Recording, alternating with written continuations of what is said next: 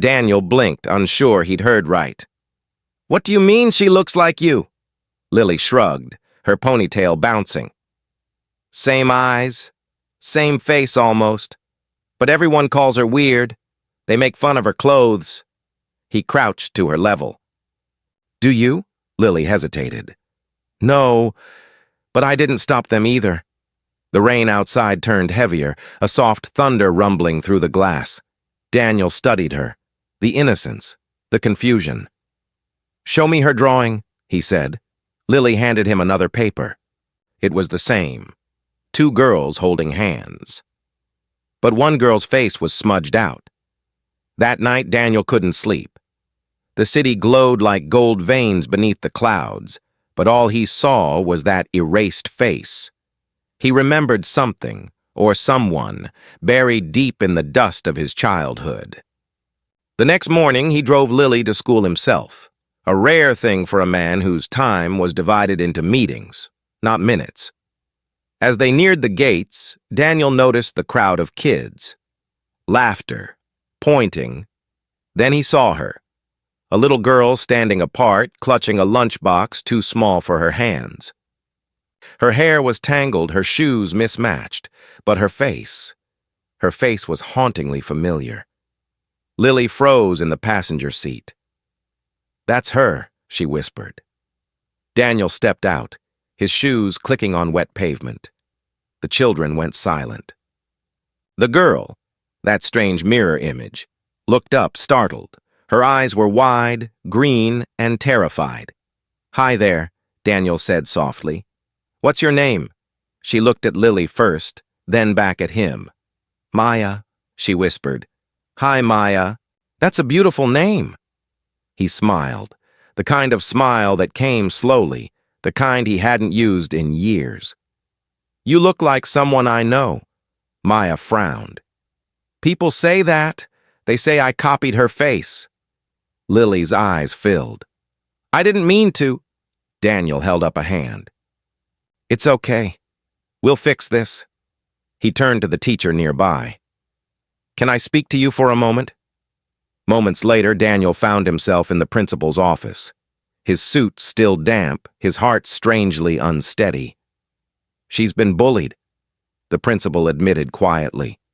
"Her mother works 2 jobs. They're struggling. Maya's bright, but she's shy." Daniel nodded, staring at the rain sliding down the window. "Can I meet her mother?" The principal looked surprised. "Of course, but may I ask why?" Daniel smiled faintly. "Because sometimes mirrors show more than faces. If you were there in that moment, what would you have done? Be honest. Comment your answer below. And if words fail you, just hit, like to prove that compassion still matters." That evening, Daniel sat in his car outside a small apartment complex. Peeling paint, dim lights, a stray cat scratching at a trash bin. Maya's mother, Grace, opened the door when he knocked. She froze, recognizing him instantly. "Mr. Hart?" Daniel nodded awkwardly. "I wanted to talk about Maya." Grace's shoulders stiffened. "She didn't do anything wrong." "She didn't," he said softly. "She's just remarkable." Grace blinked, unsure. "Come in, please." Inside, the walls were covered with Maya's drawings. Bright colors, messy lines, joy and chaos. In the corner, a sewing machine hummed. Grace noticed him staring. "I take tailoring jobs at night. Keeps the lights on." Daniel's throat tightened. "You're doing a beautiful job. Raising her." Grace smiled faintly. "I try." He hesitated, then asked, "Can I tell you something strange? Maya looks exactly like my daughter." Grace went still. For a moment, the only sound was the rain against the window. Then she whispered, "Maybe that's not so strange." Daniel frowned. "What do you mean?" Grace turned away, her voice trembling. "Because once, a long time ago, I worked for you." He stared, uncomprehending, until she turned back, eyes glistening. I was your assistant. 15 years ago. A silence heavier than thunder filled the room. Daniel's world began to tilt. Grace, he breathed. I don't understand. Her lips trembled. You wouldn't remember. I left before you ever knew I was pregnant. The room felt too small, the air too thin. Daniel's chest ached with something he didn't yet have a name for. Outside, the rain didn't stop. It only grew louder, as if the sky itself refused to look away. Daniel sat perfectly still, the hum of the sewing machine suddenly deafening in the silence. The light flickered above them, throwing faint shadows across Grace's face. Older, softer, but undeniably familiar. He felt time collapse, memories bleeding through the years. You left without saying anything, he whispered, voice low. I had to, Grace replied, her tone steady but her eyes wet. You were getting married, Daniel, and I was just another girl in your office. He looked down, shame burning through him. I was arrogant then. I didn't care who I hurt. Grace shook her head gently. You weren't cruel, just blind. She exhaled shakily. I tried to reach you once, but you'd already changed numbers, security, everything. So I raised her myself. Maya peeked out from her bedroom door, clutching a stuffed bear. Daniel met her eyes. Those same eyes Lily had, every piece of his reality cracked open. How old is she? He asked, though the answer trembled in his chest. 10, Grace said softly. Born in late March. Lily was 10. Born the same week. The world seemed to spin slower. He pressed a hand to his face, his breath breaking. Grace, are you saying... She didn't let him finish. I'm saying she's yours, Daniel. The words hit him like a crash of thunder. Everything blurred. The walls, the floor, the hum of the city. His knees felt weak. I'm sorry, Grace whispered. I didn't mean for it to happen this way. I've been praying she'd never have to know. But when I heard what the kids were saying at school, when I saw Lily, Daniel's eyes filled. He'd spent years building skyscrapers, empires, and headlines, but nothing had ever made him feel this small. I want to help, he said quietly, not out of guilt, out of responsibility. Grace shook her head. Help? What can you fix now? You missed her first words, her first steps, her birthdays. He looked at Maya again, the soft outline of his own jaw, the tilt of her chin. Maybe I can be here for what's next. Maya stepped closer, hesitant. Are you my... He knelt to her level, his eyes glistening. Yes, he whispered. I think I am. Grace's breath hitched, her hand flying to her mouth. The child stood there, torn between fear and wonder, then slowly reached out. Her small hand brushed against his, and in that simple, fragile touch, something inside him broke open. For the first time in his life, Daniel Hart cried. Not silent tears of regret, but the raw, aching kind that stripped a man down to his truth. Grace looked away, the moment too sacred to intrude on. Later, when he returned home, Lily was waiting by the piano. Where did you go? She asked softly. He sat beside her, the city lights stretching far beyond the glass. I went to see Maya's mother. Her brow furrowed. Is she okay? He smiled faintly. She's strong, like you. Lily leaned on his shoulder. Dad, she told everyone she doesn't have a dad. He swallowed hard. She does now. That night, Lily wrote Maya's name in bright pink letters on the back of the same drawing, the one with the erased face. Then she taped it above her bed.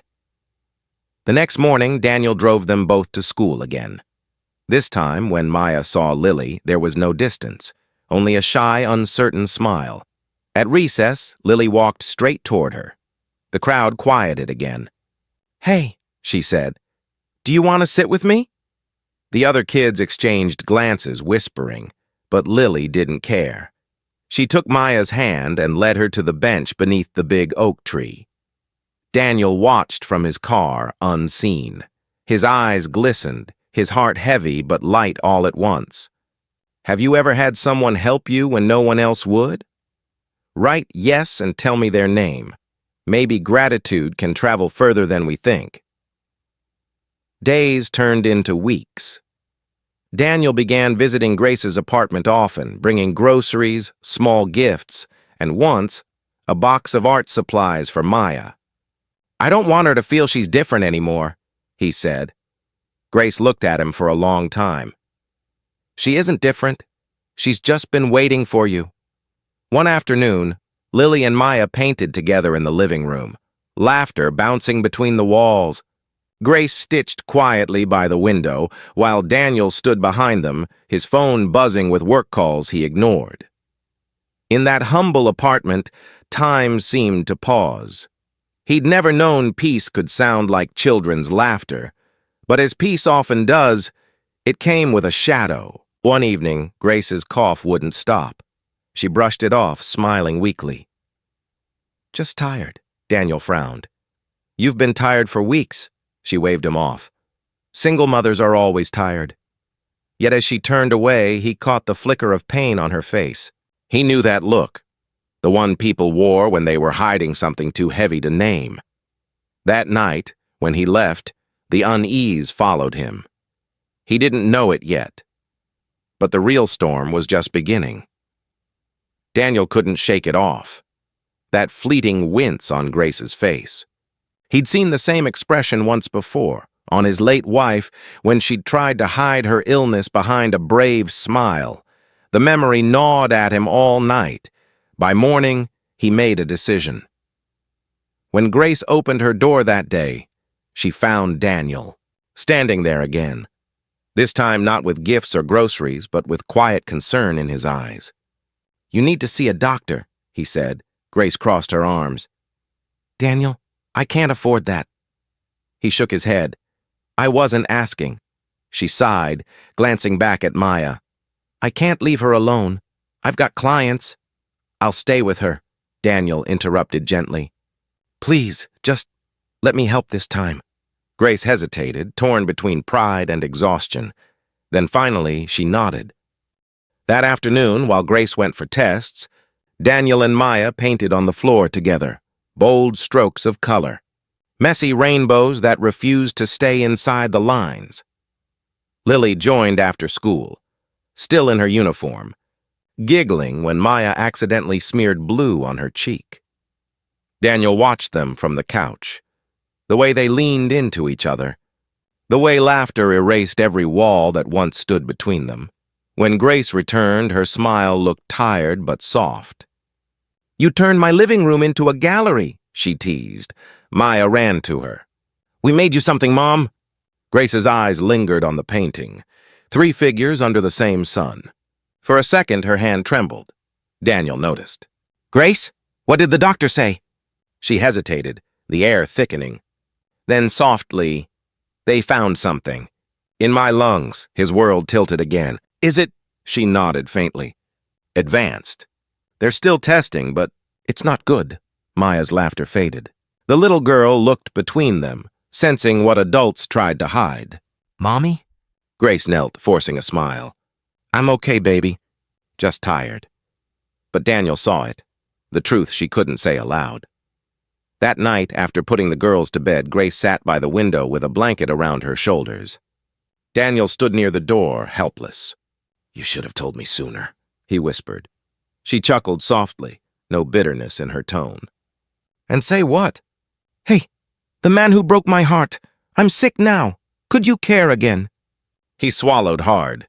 That's not fair. No, she said, meeting his gaze.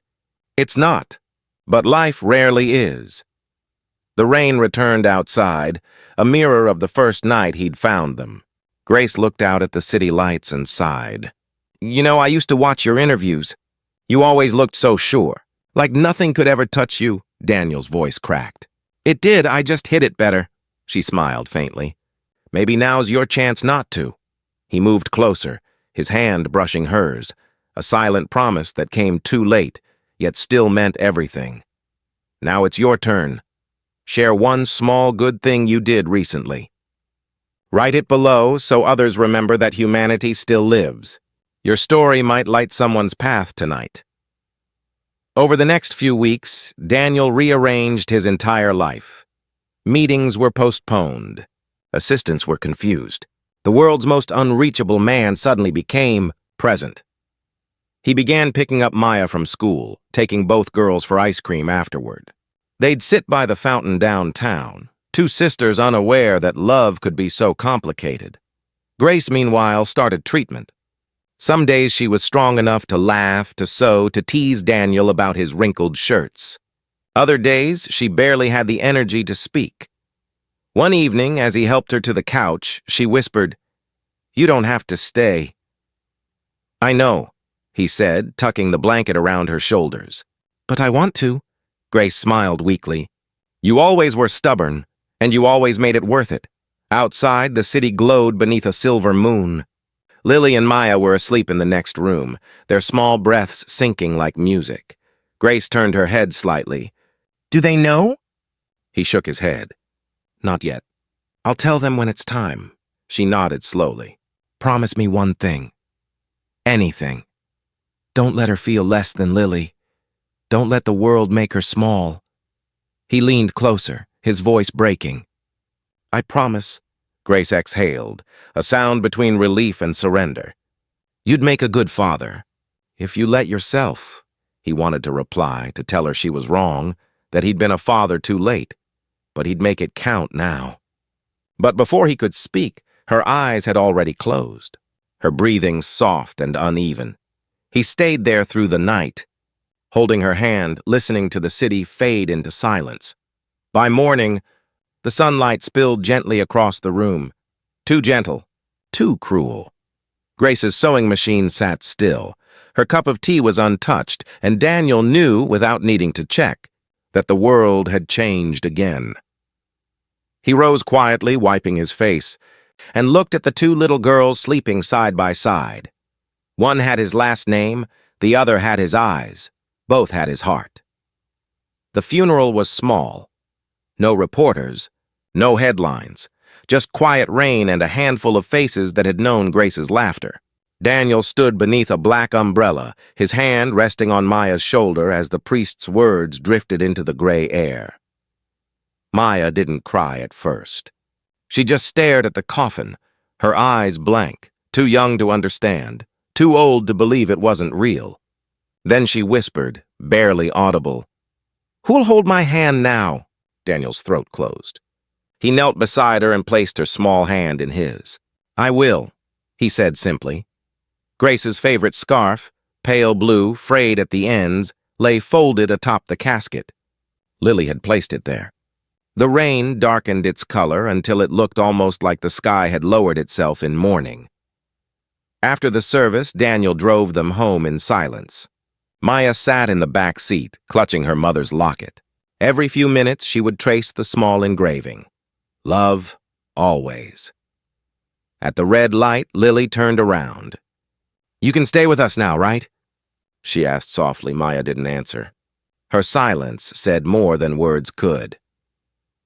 That night, Daniel walked through his penthouse as if it were someone else's home. Every polished surface, every echo felt wrong.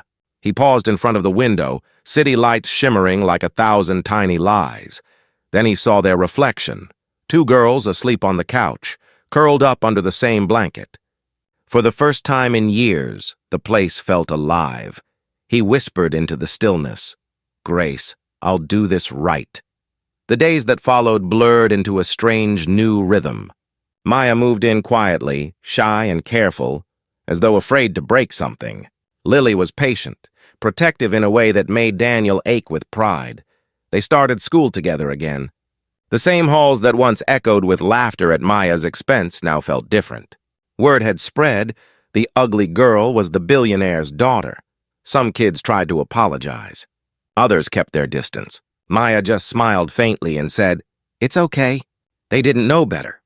Her calmness carried the kind of strength Daniel had never learned, even after years in boardrooms and battles.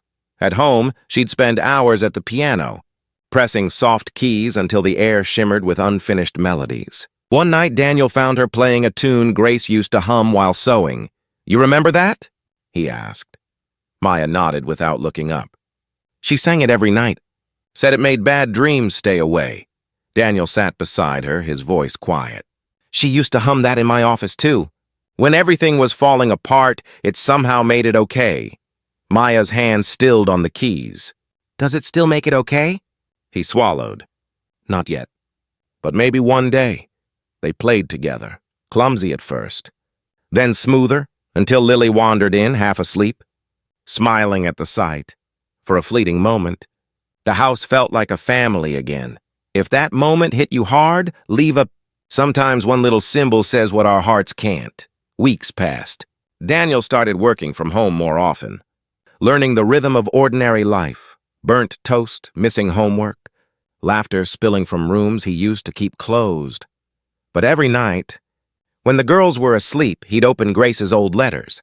She'd written him years ago, letters she never sent. The principal had found them in her drawer. One line stood out. "I forgave you long before you knew what you'd done. Some loves don't need to last to be real." He read it again and again until the words blurred. The guilt, the love, the loss, all tangled together in ways he couldn't untie. One afternoon, as he picked up the girls from school, he saw something that stopped him cold. A woman, older, carrying a bag of groceries, slipped near the gate. Without hesitation, Maya ran forward and helped her up, brushing off the dirt with small, gentle hands. The woman smiled through tears. "Thank you, sweetheart." Maya just nodded. "My mom used to say we help because we can." Daniel turned away, blinking fast. Grace was gone, but her voice still lived in their daughter. That night, he told the girls a story. Not about business or success, but about Grace. About the way she used to believe kindness could rebuild anything. When he finished, Lily asked quietly, "Dad, do you still love her?" Daniel smiled faintly, the kind that breaks and heals in the same breath. "Every day," he said. "Just differently now." Maya looked down at her hands. "Do you think she's proud of us?" He reached over and touched her cheek. "She'd be proud of you, of how brave you are." And though he didn't say it, he knew Grace's spirit had found a way back, through laughter, through music, through the quiet courage of a little girl who looked just like his daughter. But one thing still haunted him. Grace's last words. "Don't let her feel less than Lily." He realized then that love wasn't about fixing what was broken. It was about refusing to let what's whole fall apart again. Be honest. Could you forgive after what they did? Type forgive if you could, or never, if it would break you too deeply. Autumn came quietly that year, carrying the scent of wet leaves and the faint chill of change. The girls had grown inseparable, two souls joined not by bloodlines or last names, but by something stronger. Maya's laughter returned, lighter now, no longer forced. Daniel would often catch them building forts from blankets, whispering secrets between giggles. Yet sometimes he'd find Maya sitting by the window, tracing circles in the foggy glass, like she was trying to draw her mother's face from memory. One evening, he joined her there. "You miss her?" he said softly. Maya nodded. "All the time. But sometimes when Lily laughs, it feels like she's here again." He smiled, swallowing a lump in his throat. "Maybe that's how heaven works. It borrows voices." She looked up at him, curious. "Do you think she's happy now?" "I think," he said, "she's finally resting." "Because she knows you're loved." Maya leaned into his side. It was the first time she'd done that. Small, but infinite. That night, after tucking them into bed, Daniel sat in his study surrounded by silence. His company had been calling, demanding his attention. Investors worried. The board wanted him back in control. But for the first time in his life, he didn't care.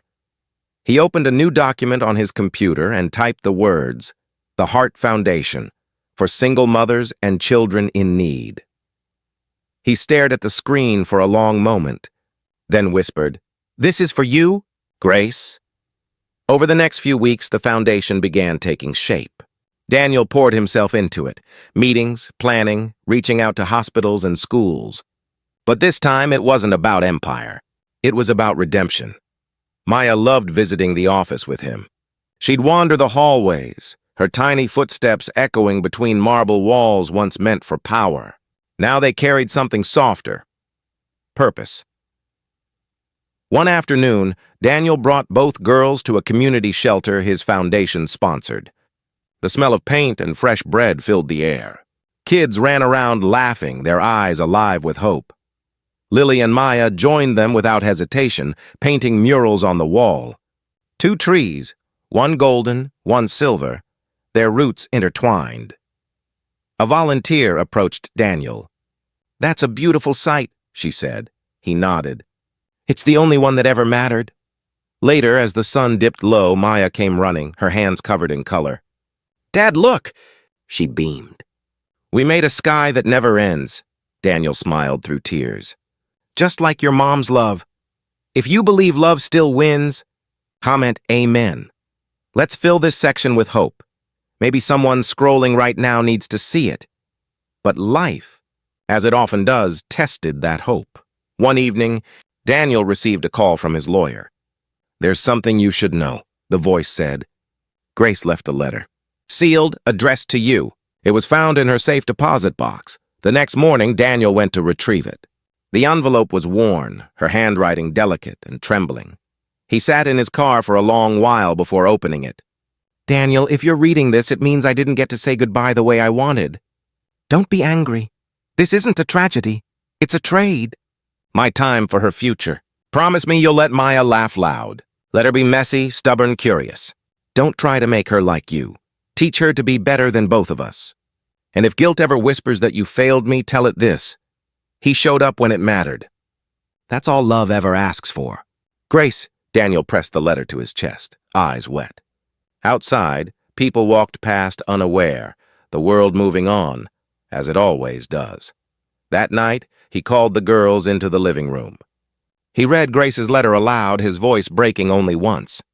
When he finished, silence lingered heavy in the air. Maya wiped her eyes. "She forgave you," she whispered. He nodded. "She did. And now I have to forgive myself." Lily looked at him with a gentleness beyond her years. "She'd want you to be happy again, Dad." He smiled faintly. "Maybe happiness isn't something we find. Maybe it's something we build, one act of kindness at a time."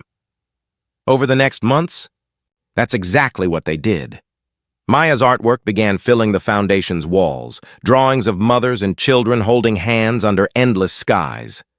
Daniel displayed them proudly, signing each one, "Maya Heart, Hope in Color."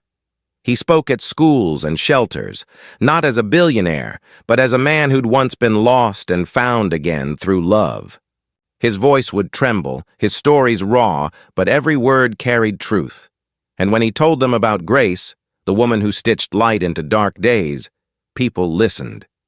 Some cried, some smiled, but everyone left believing a little more in second chances.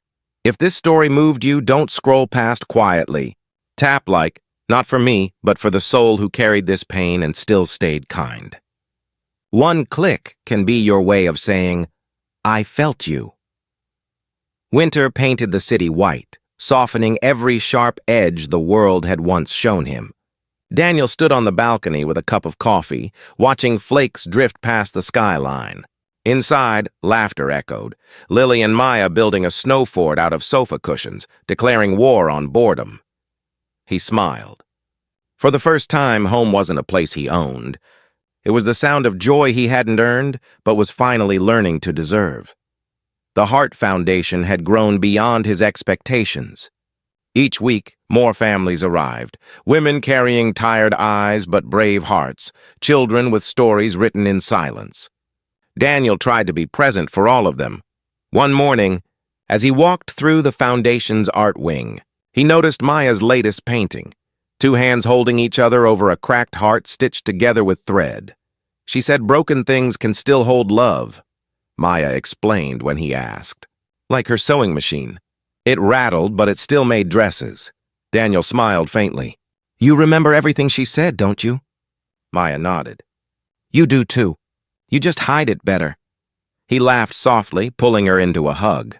You might be right. Later that week, the foundation organized a winter gala, a fundraiser to help single mothers through the season. Reporters filled the hall, but Daniel barely noticed. His focus was on the small stage where Maya stood clutching a paper. She had insisted on giving a speech. When her name was called, the crowd hushed. My mom used to say kindness doesn't need to be big, Maya began, voice trembling but clear. She said it's like snow. One flake by itself doesn't change much, but together they can cover the world. A murmur swept through the crowd. Daniel blinked hard, pride and pain colliding in his chest. So tonight, Maya continued, if you can, be someone's snowflake. Help cover their cold! The hall erupted in applause. Some people stood. Daniel's heart swelled until it hurt. Afterward, he hugged her tight. You were incredible, he whispered. She smiled. I just said what Mom would have said. Be honest. Could you forgive after what they did? Type forgive if you could, or never if it would break you too deeply. A few days later, as the world counted down to the new year, Daniel took the girls to the hill where Grace used to walk home from work, a quiet spot overlooking the river. He brought 3 lanterns, their golden light flickering in the cold air. This is where she'd come when she needed to think, he said softly. She told me once it was the only place that listened without interrupting. They wrote short notes on slips of paper, Lily's handwriting neat, Maya's uneven and full of color. Daniel's was simple. Thank you for teaching me how to love right, even after I failed to love well. They released the lanterns together, watching them drift upward until they vanished into the winter sky. Maya leaned against him. Do you think she saw them? He smiled. I think she felt them. The girls went to play in the snow nearby, their laughter echoing across the quiet fields. Daniel stayed back, watching the glow fade into the stars. He thought of the man he used to be, polished, untouchable, empty, and then of who he'd become, flawed, human, and somehow whole. That night, after the girls fell asleep, Daniel walked through the house, stopping at Grace's photo on the mantel. Her smile seemed to meet his halfway. I did what you asked, he whispered. She laughs now. She's safe. For the first time since she'd gone, he didn't feel alone. Months later, spring arrived early. The Foundation's first school for underprivileged children opened in a small town outside the city. Maya cut the ribbon, her hands steady, her eyes shining. Lily cheered from the crowd, camera in hand. Daniel looked at them both and realized this was Grace's legacy, not his. She had built it through love, and he had merely learned to carry it forward. As the ceremony ended, Maya ran up to him. Dad, can we name the playground after her? He smiled. What should we call it? Maya grinned. The Garden of Grace. Daniel nodded, tears stinging his eyes. Perfect. They stood there for a long time, watching children run and laugh where silence once ruled. The sun dipped low, turning the world gold. And in that light, Daniel swore he could almost see her, Grace standing beneath the trees, smiling the way she used to when everything was still possible. He didn't blink. He didn't move. He just let the vision stay until it dissolved into air. Then softly, he whispered, Thank you for everything. If you believe love still wins, comment, Amen. Let's fill this section with hope. Maybe someone scrolling right now needs to see it. Years slipped by like quiet pages turning. The world changed in small, beautiful ways, through laughter, through second chances, through every life the Heart Foundation touched. Maya was 13 now, tall and confident, her sketches no longer childlike but full of emotion and grace. Lily, 16, protective as ever, had begun teaching art classes at the foundation after school. Daniel watched them from the doorway one evening, leaning against the frame as sunlight spilled through the windows. The girls were surrounded by children, colors, and stories, exactly what Grace had dreamed of. Maya noticed him and waved. "Dad, come help!" "We're painting hope!" He laughed, stepping forward, rolling up his sleeves. "You think I know how to paint hope?" Lily grinned. "You learned to build it." "Painting's easier." The three of them laughed until tears stung their eyes. Later, as they cleaned up, Daniel found an old photo tucked behind a bookshelf. Grace holding baby Maya, tired but radiant. "The picture must have been taken right before she'd left the company all those years ago," Hess thought quietly, tracing the edges of her face. He didn't realize Maya had seen him until she sat beside him, her expression soft. "That's my favorite one," she whispered. "She looks like she's still got a secret." He smiled faintly. "She always did. Her secret was that she never stopped believing in people." Maya leaned her head against his shoulder. "She'd be proud of you." He turned to her. "No, sweetheart. She'd be proud of you." The next morning, a newspaper headline caught Daniel's eye. "The Heart Foundation, a legacy of compassion." The article featured a photo of Maya and Lily beside him, under a mural that read, "Love builds what wealth cannot." He read it twice, then folded it carefully and placed it inside Grace's old locket, still hanging near Maya's bed. That weekend, the foundation hosted a small celebration, 10 years since its creation. The hall buzzed with laughter, music, and gratitude. Daniel stood near the stage, surrounded by families, teachers, children whose lives had changed because of Grace's dream. When it was time for his speech, he walked up slowly, no notes in hand. Just truth. He looked out over the crowd. "I used to believe success was about building something that lasts. But I was wrong. It's about building something that outlives you." The audience grew quiet, hanging on his every word. "I didn't create this foundation," he continued. "A woman named Grace did. She taught me that kindness doesn't ask if you're worthy. It just gives. She believed one good heart could change another."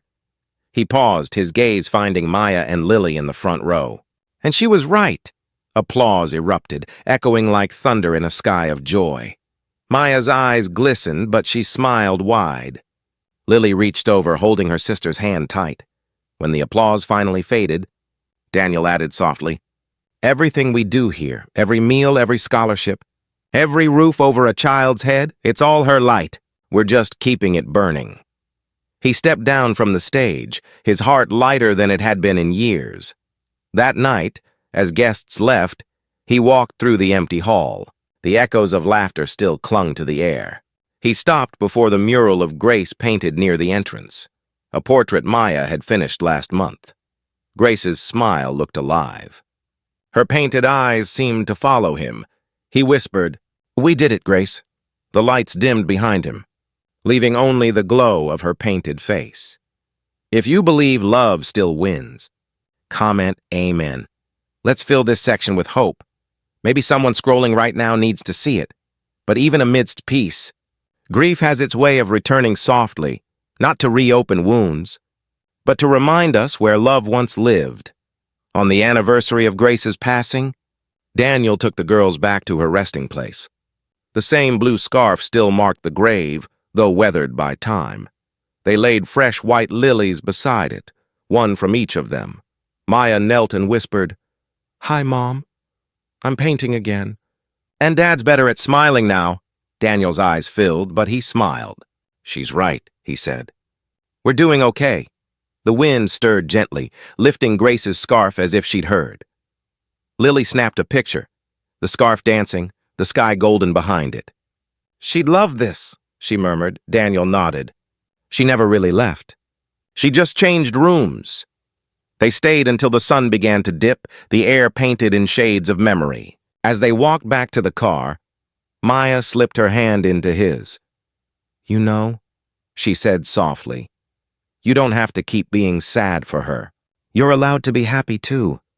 He stopped walking, turning to her, that same face that had once haunted him now glowing with peace. "Maybe I already am," he whispered. Spring rolled in again, warm, alive, the kind of season that carried quiet promises. Daniel woke early one morning to sunlight spilling across the living room, finding Lily asleep at the piano and Maya curled beneath a blanket of sketches. Their laughter had filled these walls for years now, and every echo felt like a thank you from Grace. He moved gently, covering them both with a throw blanket. On the coffee table sat Maya's newest piece, a portrait of 3 figures standing beneath a tree of light. One branch extended upward, reaching toward the sky where a faint, glowing woman stood smiling down. Grace. He touched the paper, his throat tightening. "You still guide us, don't you?" he murmured. Later that day, they drove to the Garden of Grace, the playground they'd built years ago. Children ran past in bursts of color and laughter. Flowers climbed the fences. The bronze plaque at the entrance read, "In memory of Grace Lynn, who taught us that love, when shared, becomes endless." Daniel stood still for a while, letting the sounds of joy wash over him. Maya tugged on his sleeve. "Dad, come push me!" He grinned. "I thought you were too grown up for swings." "Never," she said, climbing on and holding tight. He pushed her higher, laughter bubbling from her lips. Lily joined in, snapping photos, the golden light painting their faces with warmth. As the sun began to set, Daniel sat on the bench, the same one Grace used to rest on during her lunch breaks. The air smelled faintly of jasmine. The world felt impossibly still. He pulled out his phone and began typing, a letter he'd been meaning to write for years. "Dear Grace, you were right about everything. About love, about kindness, about how broken things still hold light. I tried to fix the world the way you would have. I failed sometimes, but your daughter never let me quit. She's everything you dreamed she'd be. Gentle, fierce, alive. And Lily? She became her sister in every way that matters. I used to think I was saving them. Now I know they were saving me. Thank you for leaving pieces of your heart in both of them. I see you in every laugh, every song, every act of kindness they give. I hope wherever you are, you can see us too. Love always, Daniel." He hit save, but didn't send it anywhere. Some messages weren't meant for phones, only for the sky. A soft wind brushed past, carrying the scent of spring blossoms. For a second, he could almost hear her voice again. "You showed up when it mattered." He closed his eyes. "I did my best," he whispered. "If this story moved you, don't scroll past quietly. Tap-like. Not for me, but for the soul who carried this pain and still stayed kind. One click can be your way of saying, 'I felt you.'" The sky deepened into dusk. Lily and Maya ran toward him, breathless from playing. "Come on, Dad," Lily said. "We're getting ice cream before it melts." He laughed, standing. "You two never let me rest." "Mom wouldn't either," Maya grinned. She'd say life's too short for waiting. He paused, smiling through tears. Yeah, she really would. They walked down the street together, 3 silhouettes against a gold horizon, laughter echoing behind them. At a crosswalk, Daniel looked back once more at the playground. The lights had come on, soft and warm, glowing like candles in memory of all that was lost, and all that had been found. A group of children ran beneath the sign, their voices bright as bells. "Look, it's the Garden of Grace," one shouted. He watched them go, his heart swelling with something deeper than grief. Gratitude. The past no longer haunted him. It had become part of his strength. Love had rewritten everything, and for the first time in a long time, Daniel Hart, billionaire, father, forgiven man, truly felt alive. The night folded around them as they reached the ice cream shop, lights twinkling through glass. Maya pointed at the flavors. "Mom's favorite was strawberry," she said. Daniel smiled. "Then strawberry it is." As they sat beneath the glowing street lamps, 3 cones in hand, Lily leaned her head on his arm. "You know," she said quietly, "I think Mom's happy now." He looked up at the stars. "I think she always was. She just left her happiness for us to finish." They clinked cones together like a toast. "To Mom," Maya said. "To second chances," Lily added.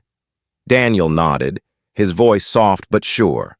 to love, the kind that never ends. And as laughter filled the night again, the world, for one fleeting perfect moment, felt completely at peace.